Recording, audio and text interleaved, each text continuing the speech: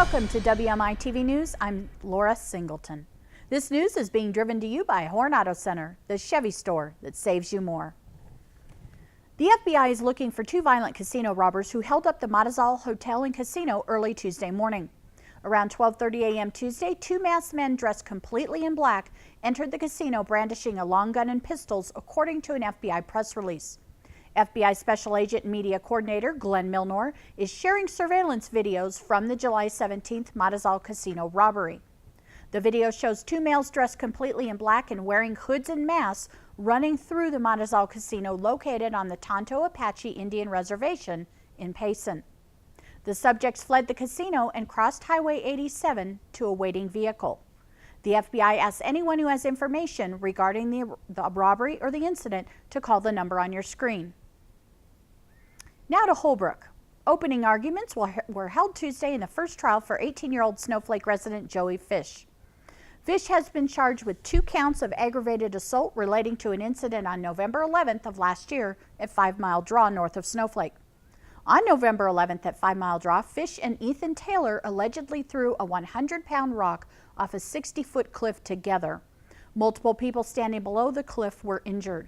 The outcome of this trial is somewhat critical for Fish because he has a trial pending as well for an alleged incident in the locker room at Snowflake High School shortly after the November 11th incident at 5 Mile Draw. Fish is charged of sexually assaulting a fellow student on November 20th, 2017, to which he has also pleaded not guilty. For the full story, see reporter Mike Leiby's story in your Friday, July 20th edition of The Independent.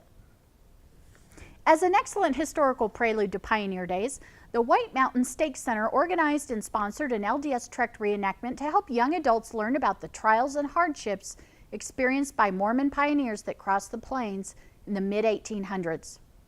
A group of 150 to 180 young adults between the ages of 14 and 18 were fortunate enough to be part of the 3-day reenactment.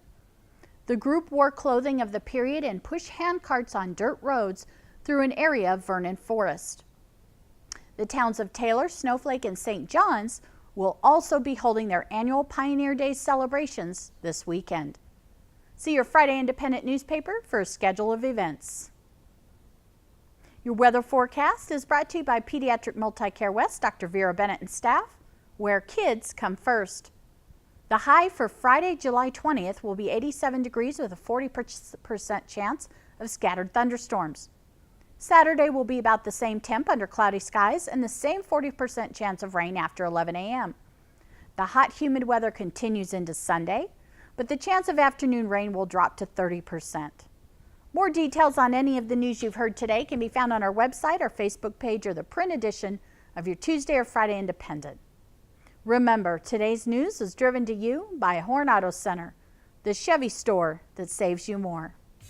Thank you for watching. I'm Laura Singleton.